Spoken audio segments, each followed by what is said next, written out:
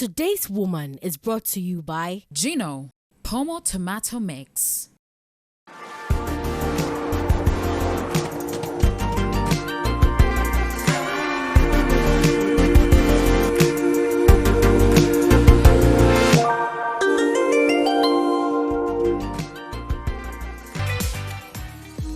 My name is Audrey Salome, and I'm your host. For those of you joining us here for the first time, this show seeks to celebrate women whose stories of resilience, leadership, and creativity continue to shape our world. Each week, we bring you powerful conversations that inspire, challenge, and remind us that womanhood is dynamic, layered, and impactful. Today's show is no different. We'll shortly meet a woman whose journey spans medicine, advocacy, and social justice. She has dedicated her career to breaking barriers and ensuring that no one is left behind in the pursuit of health and equality. Her story is one of courage, compassion, and vision, and I can't wait for you to hear it. Before then, let's talk a little on the subject equity is healing and how dignity in healthcare changes lives. Equity is indeed healing because healthcare is not just about medicine, it's about dignity. When people are treated fairly, regardless of race, gender, income, or background, the experience itself becomes part of the cure. Inequity wounds, but equity restores.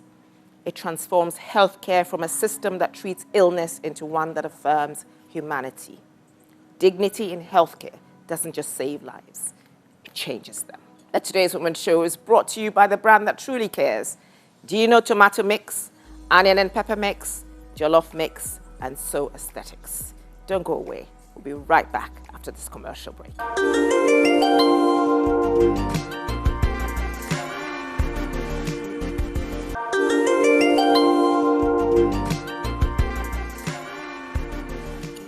Welcome to the Today's Women show. I know you guys are itching to find out who my guest is. But before we introduce her, I'd like to acknowledge my sponsors once more. Gino Tomato Mix, Pepper and Onion Mix, Jollof Mix, Gino Truly Cares, and So Aesthetics. So you, so beautiful. Now, the time for the great reveal.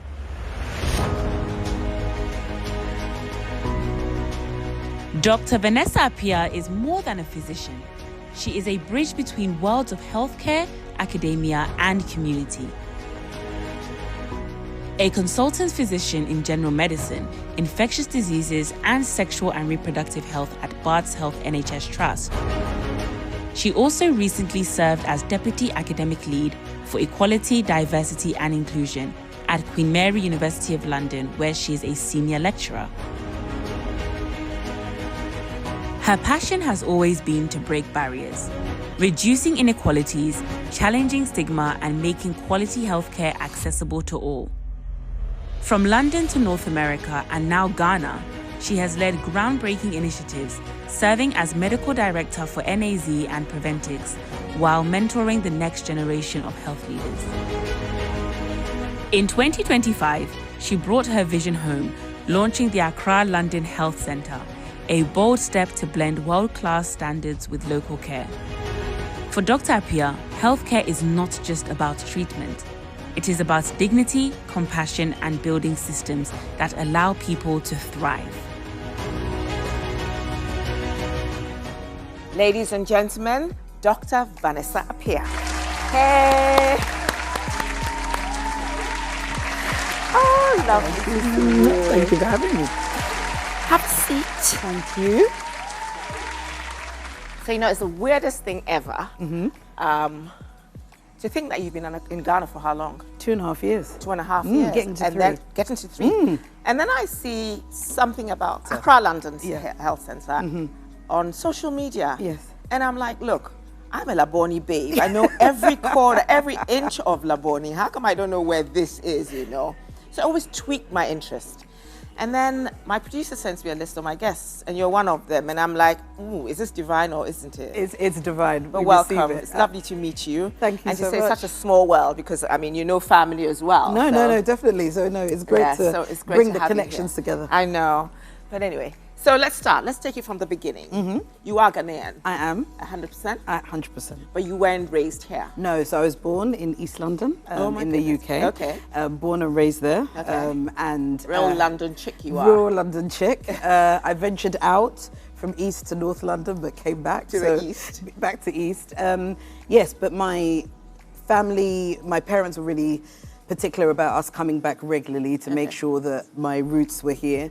But also, there's a big Ghanaian community in the UK. And East London, you know, they were very much rooted in my life.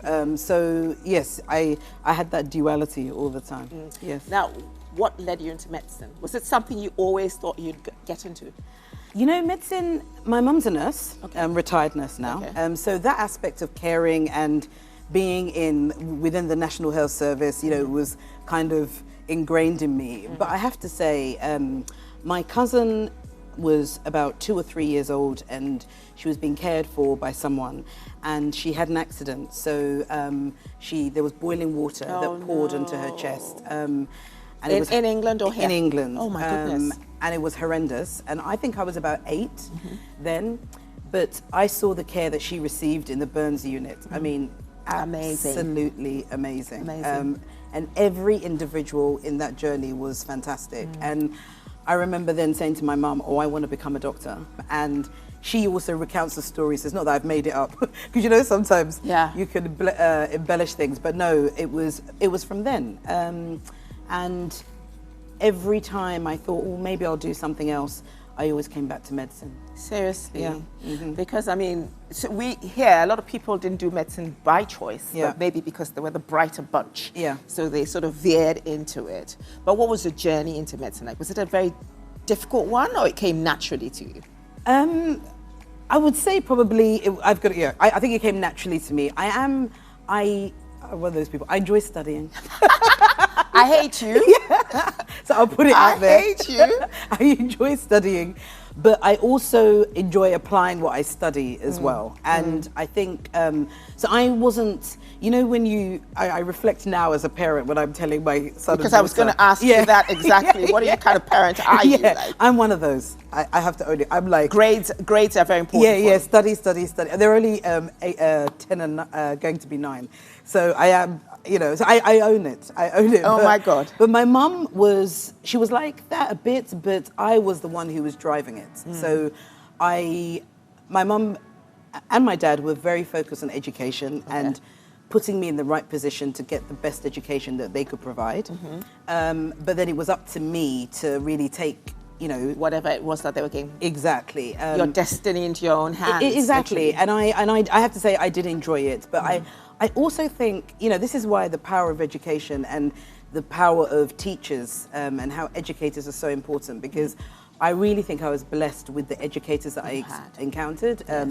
You know, many of the schools I went to, I was one of few black people within the school. And I did experience elements of racism, definitely. But I also had a number of earth angels, as I call them. You know, that were kind, that were encouraging, told me I could do it, and that really set me forward as well. So family and the educators were really important. So have you specialised in any branch of medicine at all? Yes, so it's funny, I started off specialising in oncology, so cancer. And the focus really was, I started focusing on teenagers, so ovarian cancers in young women and testicular cancer in boys. Testicular cancer is essentially curative, so the treatment is curative. So it was really positive. So, you know, once people adjusted to their diagnosis and were given the treatment, they would be survival cured. rate was almost 100%. Exactly. But ovarian cancer on the other hand was so different. And I think, you know, my family would say that it took a toll. And I never wanted to leave work. Like, I was always there because you get so attached to your patients. And you relate. And, you know, at that age when I was younger, you know, the age difference You're still young. I embrace it. The age difference wasn't so much. And so it was hard to separate. And then I think, you know, I feel really blessed as well because I had a rotation to do. And they said, Vanessa, do you mind covering for this specialty because the person isn't around, and then you'll go and do oncology. I said, no problem. And that specialty was sexual health, reproductive health, and HIV. And that's how you got into that. And that's how I got into that. And that's and become I loved it. So working in London, what was that like for you? Did you have the kids in England? Yes, I did. So yes. being a doctor, working in England, raising young kids, yes. what was that like? So being a doctor in the UK, positives and negatives. Being the only black person in many spaces, it impacted my life because you are different and you're, but I would say that my family, the Ghanaian roots that you have, it was really, really important to me because I used to go back home all the time. So anytime I experienced something that was slightly negative, you were reminded back at home that you're a queen, you're Ghanaian, you're more than this. Yes. And that was really pivotal for me. But I have great colleagues in the UK and I love what I do. Having kids in the UK was interesting. I'm very open about it. I had a difficult journey getting pregnant. So it took us almost 8 years to get pregnant. Wow. Yeah, and so I had lots, and so getting pregnant and staying pregnant was really hard, should I say. And so it was a difficult journey. But once they came and I was blessed with 2 in quick succession. It was busy. Very busy, yeah? That's all I would say. Life was busy. The school run in the UK almost, it was a lot. But at least you had the family support. Definitely, my mum and dad were there, my husband, I was very blessed in that. But was super blessed. Yes, yeah. So now for somebody who was born and raised in England, why did you think that you wanted to come back home? Because it's different from those who were born here, go away and study, and then they come back because that's what they know. But what made you want to come back home? Do you know, it's interesting. I've always known that I was going to come to Ghana. I always say, you stand on the shoulders of those before you. And for me, I always think there, but for the grace of God. I always think back to my grandmother, who's not with us now, but she was a market trader in the Brunhavel region, going into the north. Strong woman, shorter than me, and I'm petite. And was dedicated and supported my mum to come to the UK. And then as a result of that, my dad was in the Navy as well, working in the UK. And because of them, I was able to have the life that I've had. And so I always thought about how do you pay it forward and how do you pay it back? And so I have to say that's also been part of it. But when you work in health, front and centre in the UK, it's clear that not everyone has the opportunity to live in good health. Interesting. And that for many reasons, but when you do look at it, your ethnicity and where you're from has a big part to play. And that's a big part of my work in the UK. And I always felt that the work that I did in the UK directly affected what was happening in Ghana and vice versa. So I always wanted to think about how I could be a bridge and between the two. Exactly. And bring a better quality of healthcare across to Ghana. Definitely. But you're a Windrush awardee, from the NHIS. Yes. How was that? And how did that come about? Oh, there's many levels to it because there was, first of all, very humbling because I mean it's an award, a black woman, exactly, and it was about equity, and it was really important. But one of the beautiful things was my colleagues put me forward for it, and I didn't know, and they actually then contacted my family to get photos and background. So the whole journey of it was really, really beautiful.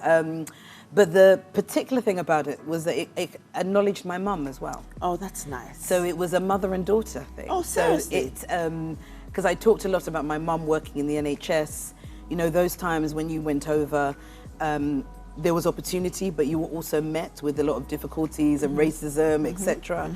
And she defied that and built a really great career and was really focused on equity, and as I am. And so it was a kind of joint award. So there was a beautiful function, and then we went to 10 Downing Street. Oh, wow. My mum was in a beautiful kente. Now let's talk about your work, the impact it's done, especially on HIV and sexual health. Why HIV? So I started in HIV medicine at this important cusp in care, and I always feel privileged to have seen it, because when I first started in HIV care, there was a ward. I worked in Bart's Hospital in London, and we had a ward that was dedicated to people living with HIV, and most of those people would pass away. So most of them are not here with us today. And then came antiretroviral therapy and the right combination of antiretroviral therapy, and that transformed things. So we went from people with a really advanced infection passing away to people Still living with surviving and thriving. And I saw that transition. So a transition of highly effective medication, a transition of us understanding HIV more. So knowing that if you're someone living with HIV, It's not a death sentence. exactly. And when you're on effective treatment and your virus is controlled, you can't pass it on. Okay. You know, all of these transformative things, that you can have children, you can have a healthy life. And in fact, your life expectancy of when living with HIV can be the same as with someone not living with HIV. Interesting. I mean, there isn't a cure at the moment. We don't have a vaccine, but we have highly effective treatment that enables people to survive and thrive. And so being part of that transition and, you know, working with people to get to a point where you acknowledge, you accept, and you move forward, you know, I always think is a privilege for me to be a part of. But did you, at any point, were you daunted by the work with HIV patients? Because there's still that stigma attached. And I think it's always really important to acknowledge that it's understandable why people worry, because if you don't have the right knowledge about HIV, then of course that breeds fear and stigma. But when you're working in it and you have the knowledge, then actually you don't have that fear. The fear that you have is that, how do you support people enough in the right way to get to where you want them to be? That's the fear. And you watch people living in such duality. So you see them in care, and they were talking to you about their status, you're supporting them, and then they go out and they don't talk to anyone about it. And they're living in fear and shrouded about it, and they shrink. And then they go, and then they come back, and then they talk about it, and they go out and they never talk about it. And that flipping back and forth, you know, will have a toll on anyone. When you're living your Most authentic definitely, life. your true self. Exactly. Authentic And self. so that was difficult, and that can be difficult to watch. But I think that's what steers me forward to keep on doing the work that I do. So what do you think we as a nation can do? Because there's still a lot of that stigma that exists here. I mean, Ghanaians, I don't think, have embraced the fact that you can live or sit with somebody who has an HIV status. Yeah. And if you can also explain to us that having full-blown AIDS and being HIV positive are two different things. Yeah. No, and I think let's start with that, because HIV is a human immunodeficiency virus. So it's the virus, and it's the virus that affects your immune system, puts you at risk of everyday infections and rarer infections as well. And when the virus is not controlled, the virus can increase in volume around the body. And when you've got more of the virus and more advanced infection, you accumulate more rare infections as well. And you can develop a syndrome, which is acquired immunodeficiency syndrome. That's the AIDS. Exactly. And then that is the syndrome that we often mix with HIV and AIDS. But someone living with HIV some people will never ever get AIDS because they're on effective treatment. Interesting. Exactly. That is very, very good to know. So somebody can have HIV but never really get to getting AIDS. Exactly. Interesting. Good to know. Yeah. Good to know that. But what do you think we as like I asked, what do you think we as a people can do? I think we need a little more education. We do. And we need education and spaces to talk about it, open and honestly. I think, you know, when you talk about fear and stigma, it's easy to, people blame other people, you know, and stigma is multi-layered. So it's internalized, it's external, it's societal, it's interpersonal. And when you are trying to tackle stigma, you've got to tackle it on all of those levels. But also we recognize that difference breeds fear. Lack of understanding breeds fear. Definitely. So that's where we need to start from, about humanizing HIV and recognizing It's these here are to people. stay, yes, and they're here with us. Exactly. These are people that have an infection and with treatment, they can live a healthy life. That's what we need to think about it. And so education, spaces to speak about it, and being relentless about the conversations. And having conversations on shows like this, you know, because it's often the conversations can be siloed or only on World AIDS Day on December 1st, you know, and it needs to be all the time. But I mean, it's interesting you should talk about World AIDS Day on the 1st of December. I just think that a whole month in developing worlds like Ghana, third world, I think we should set aside a whole month where people are advocating for HIV. Because I've had people, I mean, one of the things we do is I work in the hospitality, so we screen people. Then people come. I must touch wood, thank God, I haven't had anybody who's turned up with HIV. But I've had people screening for home help. And the moment they get, and the person has HIV, they're like, no, they can't come here. They can't work with me. This person could just be a gardener. They're looking for a livelihood. Exactly. You know what I mean? Exactly. So I always say to people that it's, you know, HIV isn't a death sentence, and it can happen to anybody. Exactly, it has no face, and I think that's the thing. And because we're so shrouded and we don't talk about it, there are so many people living with HIV that you don't know about, and they are in your circles, they are in your family, they're in your churches. So rather have that viewpoint of it and embrace. That is so true. Now let's talk about present day for you now. So you've opened that beautiful place, the Accra London Medical Centre. What do you aim to achieve with that? I love that question.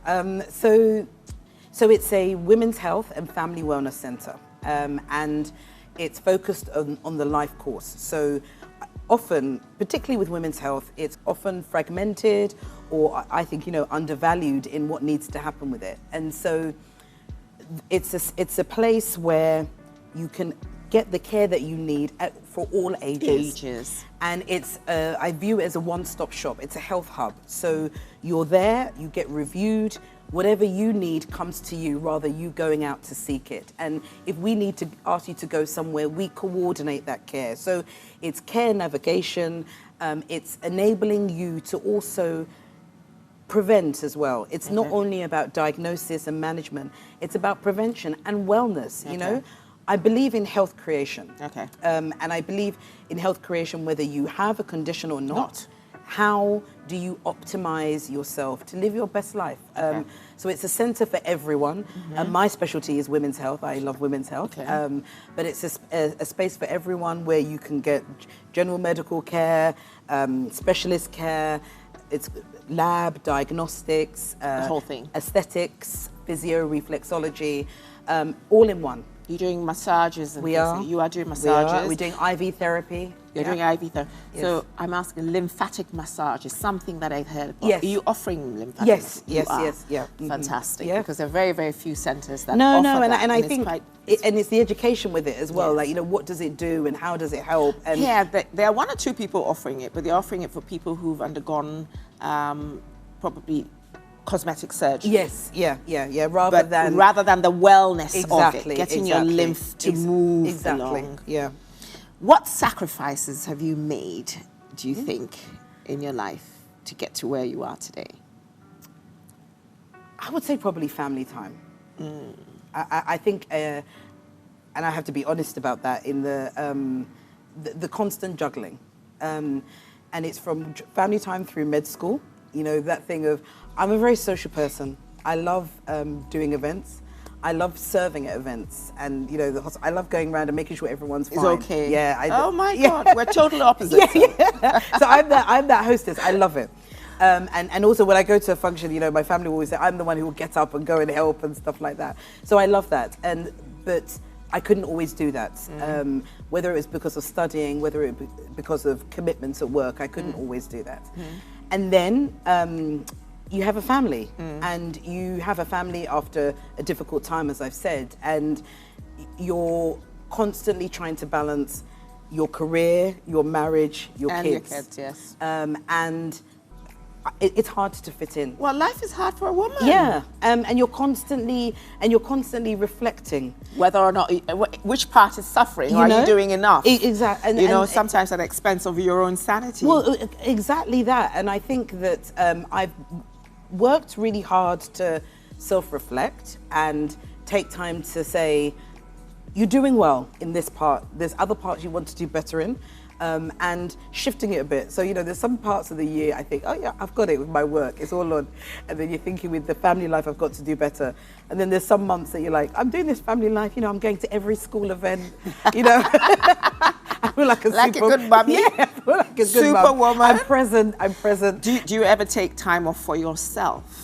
I am bad at it, but I'm getting better. I'm sure you're preaching that in your consulting I am, rooms, and you're not doing exactly that, and that is it. And it's funny because it's the patients that remind you, because as they leave and you're talking about life, etc. And they're like, and a lot of women will go, "Are you okay? How are you? How do you balance it all?" And I say, it is difficult, and aspects of my life and my faith keep me grounded and give me space, but you have to be intentional. That's the thing. You have to be intentional. Now, it brings me to my next question. You speak a lot about the grace of God. You speak a lot about your spirituality. Where do you draw your strengths from? From my faith in God. From God. From God. Yeah. Was it something there's always that turning point that you realize, or is it that I need something, my faith needs to be anchored in something? Or is it do you think that it was the way you were brought up? I think it's an element of both. I think I was brought up in a very, God-fearing family. My grandfather was a minister. Church is a very big part of our lives, But I think that there comes a point in life where you rely on the prayers of your mother, your father, your family, but sometimes you have to take hold. Yes. And for me, that came in med school because, when you're doing medicine and you're looking after people, particularly when they're nearing the end of life, you recognize that there's something. Exactly. It's not all... As you see it. Exactly. And that I was confronted with that. And I, feel very fortunate to be confronted with that, because you have a different emotion. Yes. But I will be very honest that my faith was strengthened and tested during my journey. And also through infertility. There's so much I could have asked you about, things like your time at Harvard. Oh yeah. But we have limited time. No, yeah. And we need to move on to our next section. But before I let you go from this, hard questionnaire. Yes. What's next for you? Building and developing the Accra London Health Centre, getting it to the level that I want it to get to. It's a starting point, and there's so many aspirations in terms of maintaining high quality care, but bringing in research, education, capacity building in Ghana, continued advocacy, really focused on building that patient engagement movement, and expanding as well. Building a template of care and networked care, working with others. So the branch you have now is the first of many to come. Exactly. And we wish you all the luck. Thank you. But we're not going to let you go. It's now we're moving on to the next segment, which is light. Perfect. It's light and fun. Lovely. And we do that up here. So Perfect. Come with me.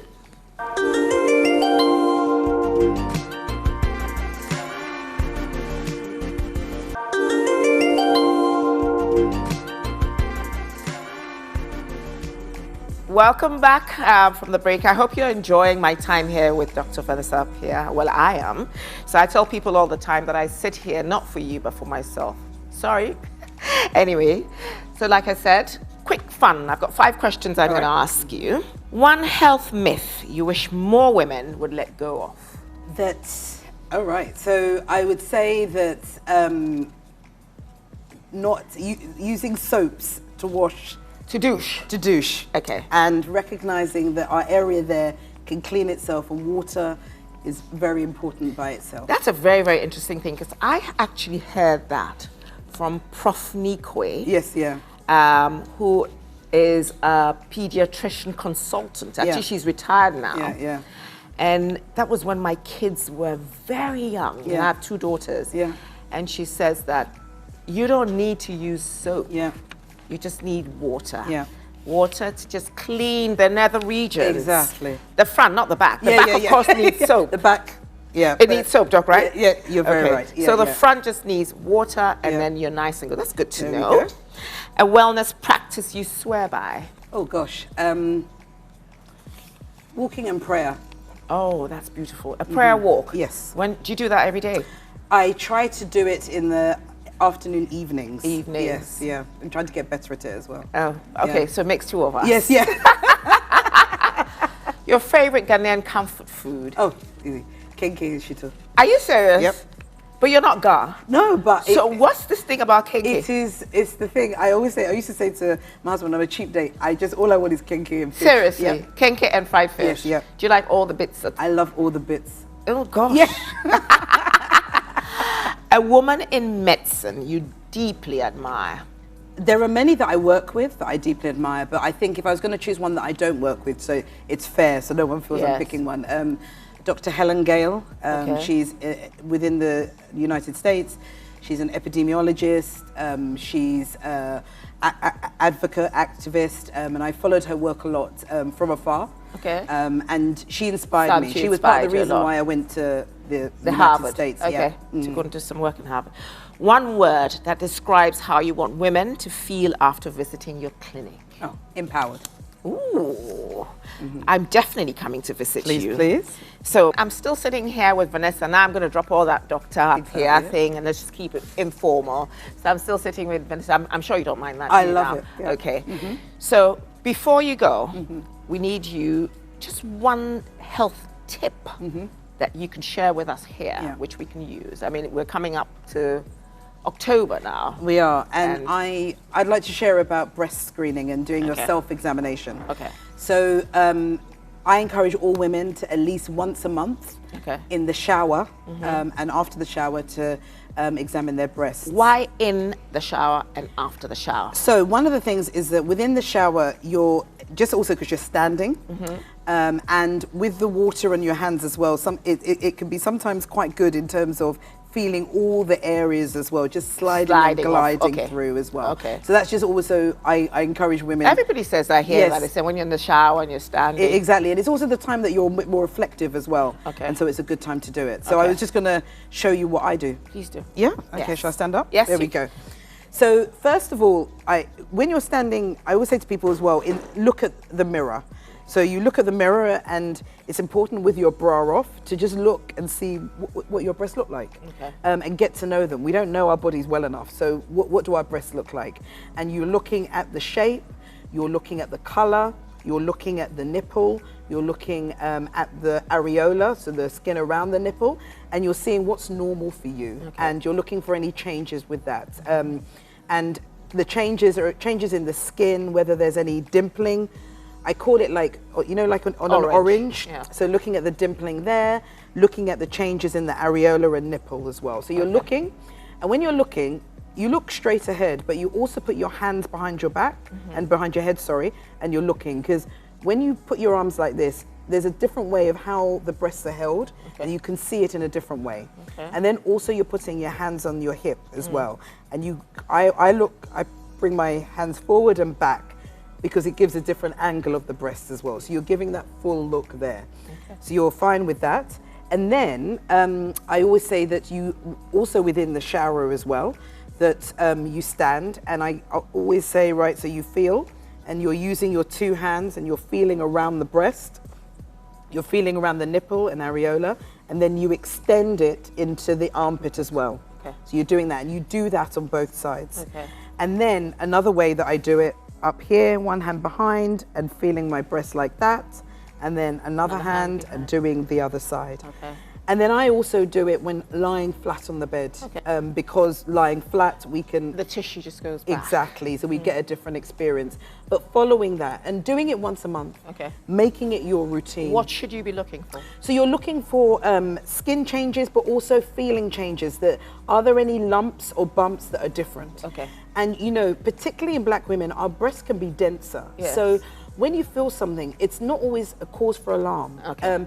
But it's that there's something that needs to be checked out. Okay. The earlier you check, the better. And then when you know that it's normal, you know what's normal for you. Okay. So it's setting your baseline. Okay. Yeah.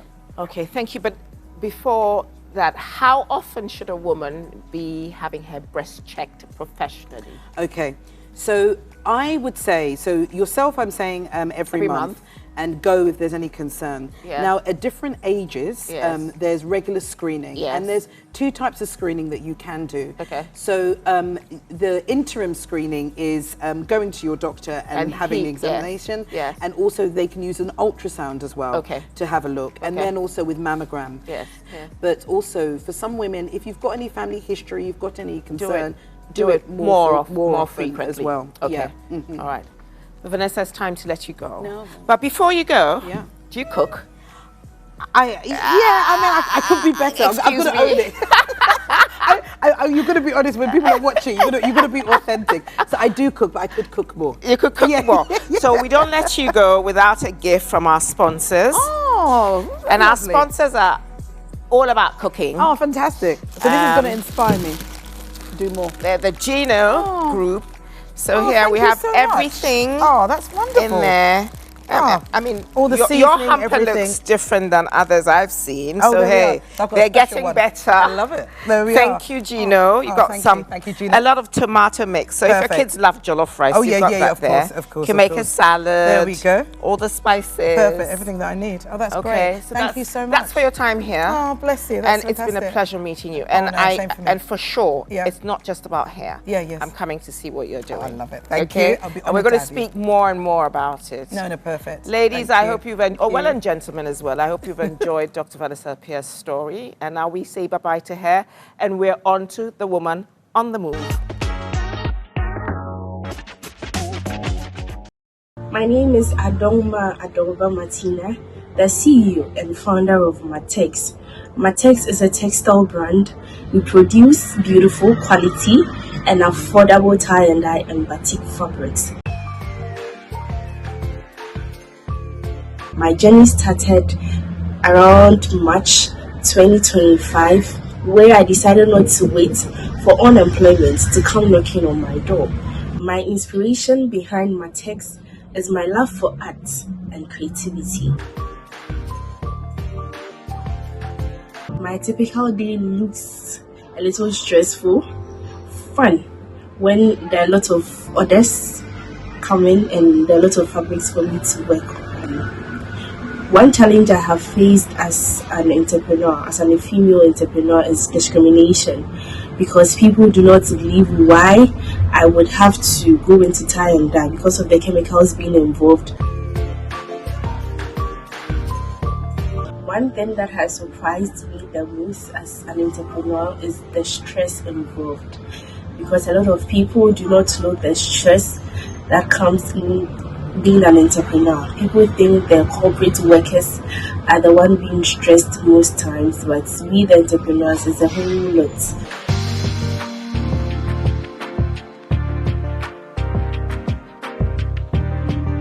My vision in the next few years is to see Matex being a big textile brand in Ghana and beyond.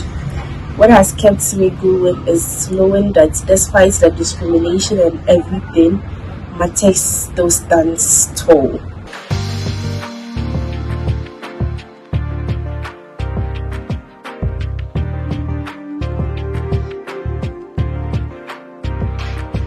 What advice I would give to anyone coming up is don't give up, never give up. Know that you are meant to do it and you are meant to serve. Sometimes it's no more about the money, but it's about the serving. It's about what you are doing and how people would appreciate what you are doing. Call to action. I am Martina, the face behind Matex, a true woman on the move. Who is next? I hope you enjoyed my Woman on the Move story. Now it's time for the world of Trendy. But today we're going to be talking about the power of delegation. Tackle the common struggle of women thinking they can do it all. Watch this.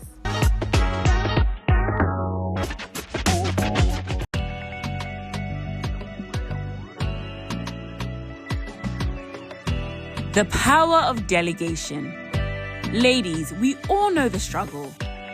Juggling work, family, and personal goals all at once. But here's the truth. Doing it all by yourself isn't strength. It's burnout waiting to happen. This week on Trendy Women, we're talking about the power of delegation. And here's the secret. It's not about losing control. It's about leading smarter. Step 1. At work, pass on tasks others can handle so you can focus on what truly needs your expertise. Step 2. At home, share the load. Involve your partner, kids, or family in everyday routines. Step 3. Outsource when you can. Childcare, cleaning, or errands. Sometimes buying back your time is priceless. Step 4. Let technology work for you. From grocery apps to digital calendars, let tools do the heavy lifting. And step 5. Say no without guilt. Protect your time for what matters most. What an inspiring conversation with Dr. Vanessa Apea. Proof that when equity meets compassion, healthcare becomes transformative. Her journey shows us that wellness without borders is possible and that every voice has the power to change lives. As always, a huge shout out to my sponsors and supporters, Gino Tomato Mix, Onion and Pepper Mix, and Jollof Mix, and So Aesthetics. Without whom this show is not possible. And of course to you, my dear viewers, to sit with me and be inspired. Till next week, remember, you are called, you are chosen, you are today's woman.